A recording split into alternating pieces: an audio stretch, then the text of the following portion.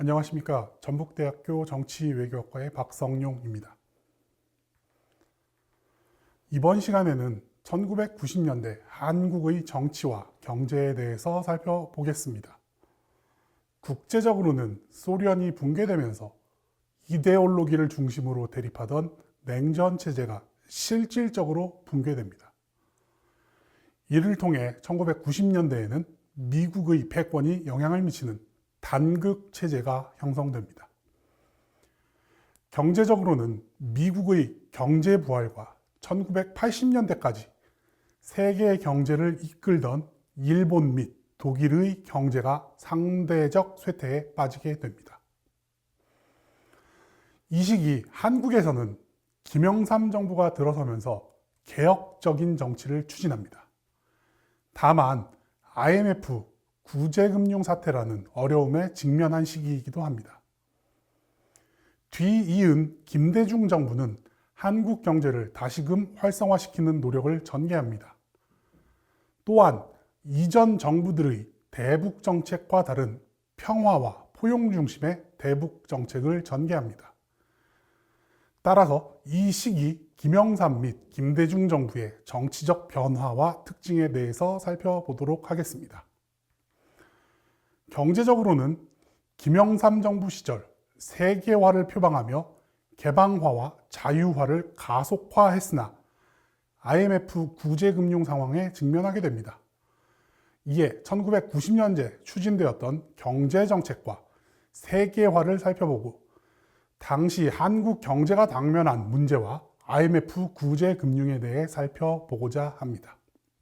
1990년대 세계 정세의 가장 큰 사건은 소비에트 연방 붕괴에 따른 냉전 체제의 종식입니다. 1989년 미국과 소련의 몰타 정상회담을 통해 선언적 차원에서 냉전이 종식되었으나 실질적으로는 1991년 소련의 붕괴로 인해 냉전이 종식되었다고 볼 수 있습니다. 소련의 붕괴와 함께 동구권 국가들에서 공산주의 정권이 몰락하고 미국 중심의 단극 체제가 구성이 됩니다. 경제적으로는 1990년대 미국 경제의 부활과 상대적으로 일본과 독일 경제가 쇠퇴하는 모습을 보이게 됩니다. 이와 함께 중국 경제가 부상하는 모습도 보이고 있습니다. 국제무역체제는 가트를 대신해 WTO 체제로 출범함으로써 지구적 차원에서 자유무역의 기조가 강해지는 모습을 보이게 됩니다. 먼저 소련의 붕괴와 탈냉전 시기의 도래에 대해서 살펴보도록 하겠습니다. 1985년 3월 취임한 미하일 고르바초프 서기장은 1970년대부터 지속된 동구권의 심각한 경지 침체와 체제의 한계 속에서 이를 타개하기 위하여 개혁 개방 정책을 시행하게 됩니다. 이러한 소련의 개혁은 소련의 잠재되어 있던 민족 문제가 일어나는 계기로 작동하게 됩니다. 1989년 7월 분리 독립을 원하는 에스토니아, 라트비아, 리투아니아 등 발트 3국에서 주권 선언을 하게 되었습니다. 고르바초프는 연방 종속을 묻는 국민 투표를 실시하여 연방을 유지하는 데 유리한 결과를 도출해냈고, 이를 바탕으로 주권국가연합을 설립하여 연방 해체를 막고자 하였습니다. 그러나 1991년 8월 고르바초프의 개혁에 반대하는 보수파의 쿠데타가 발생하여 고르바초프를 실각시키게 됩니다. 이로 인해 연방의 유지가 불가능하게 되었습니다. 더구나 쿠데타 진압의 주도적 역할을 한 보리스 옐친이 소련을 탈퇴하였고, 마지막으로 카자흐스탄이 탈퇴하면서 소비에트 연방이 해체가 됩니다. 1991년 12월 26일 소련 최고평의회 선언을 통해 소련 공화국의 독립을 인정하고 독립국가연합을 수립하게 됩니다. 소련의 대통령이었던 고르바초프는 사임하고 모든 권한을 러시아의 대통령인 보리스 옐친에게 승계하게 됩니다. 이러한 소련의 붕괴 원인으로는 다양한 의견들이 있습니다.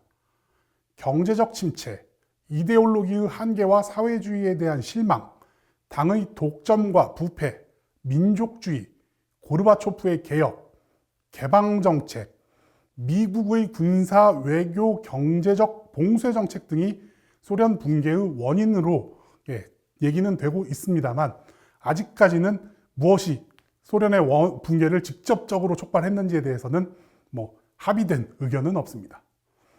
어찌되었든 소련이 해체되면서 동구권 국가들의 공산 정권들도 붕괴되었고, 이념을 중심으로 대립하던 냉전 시대가 공식적으로 완전히 종료가 되게 됩니다. 냉전의 종식과 함께 미국의 패권이 부각된 국제체제가 형성이 됩니다. 즉, 냉전 시기 미소 중심의 양극 체제에서 탈냉전기 미국 중심의 단극 체제가 형성이 됩니다. 소련을 계승한 러시아가 정치적으로나 경제적으로 내부적 혼란에 직면하고 이를 수습하기도 벅찬 상황이었기 때문에 국제적으로 관심을 쏟을 수 없는 상황이었습니다. 급격한 경제 성장을 하던 중국도 종합적인 국력에서 미국에 대응할 수준까지 상승하지 못했던 상황이었기 때문에 러시아와나 중국 모두 미국의 유화적인 정책을 취하게 됩니다. 1990년대 미국은 정치 군사적 우위가 확실하였고 경제적으로도 경제 상황이 좋았기 때문에 미국을 중심으로 한 단극 체제를 공고화하였고, 일부에서는 이러한 세계의 정세를 팍스 아메리카나라는 표현을 빌어 묘사하기도 합니다.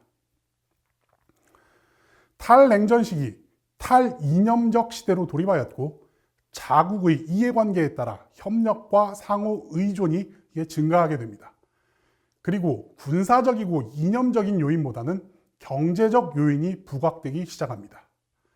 또한 이념이 막고 있던 갈등들이 표출되는 시기가 이 탈냉전 시기 초반이기도 합니다. 주로 종교, 인종, 민족, 영토 분쟁들이 나타나고 심화되게 됩니다. 예를 들어서 1998년부터 1999년 있었던 유고슬라비아 내전은 인종 및 민족에 의해 표출된 갈등의 사례라고 볼 수가 있겠습니다.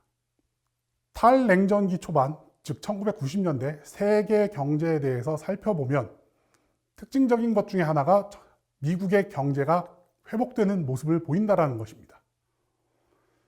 1985년 체결한 플라자 합의를 통해 미국 제품의 가격 경쟁력이 일정 수준 확보되었으며 새로운 발전 동력으로 정보통신 산업이 역할을 하게 됩니다. 더불어 냉전이 해체되면서 군비 경쟁에 따른 군사비 부담이 완화되어 미국 경제는 호황기에 돌입하게 됩니다. 예를 들어 1991년도부터 2001년 3월까지 미국 경제는 역사상 최장 기간의 경기 팽창이 일어나게 되고 장기 호황을 맞게 됩니다.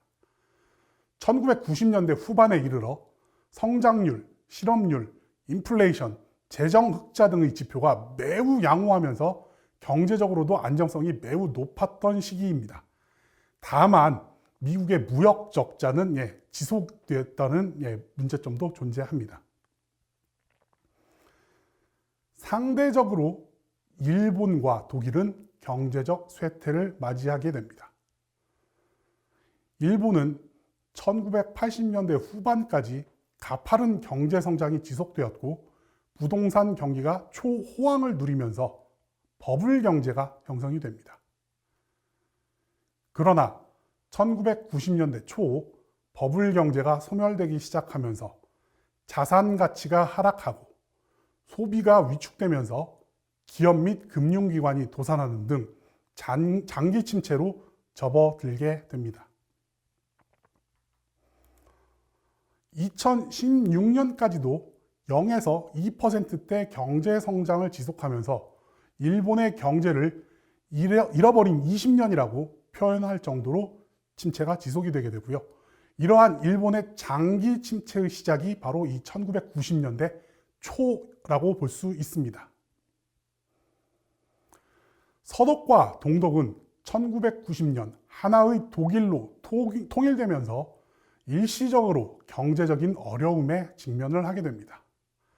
상대적으로 서독에 비해 낙후된 동독에 투입되는 일종의 통일 비용, 그리고 동독 지역 기존 산업의 붕괴 등으로 인해서 2000년대 초반까지도 경제적 활력을 상실하는 이러한 상황에 직면하게 됩니다.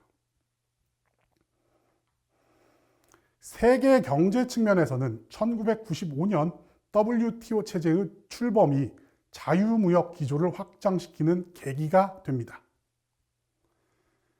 세계무역기구, 즉 WTO는 회원국들 간의 무역 관계를 정의하는 협정을 관리, 감독하는 기구입니다. 1947년 체결된 관세 및 무역에 관한 일반 협정인 가트를 대체하여 WTO가 출범을 하게 됩니다. WTO는 무역 장벽을 낮추고 무역 협상의 기반을 제공하여 자유무역을 지원하는 것이 가장 큰 목적이라고 볼 수가 있습니다. WTO는 국제기구이고 이전에 있었던 가트는 협정에 기반하고 있기 때문에 WTO가 상대적으로 구속력이 강하다라고 볼 수 있습니다. WTO를 통해 전 지구적으로 자유무역이 확산되고 더욱 가속화되는 추세에 들어서게 됩니다. 이번 차시는 여기에서 마치도록 하겠습니다.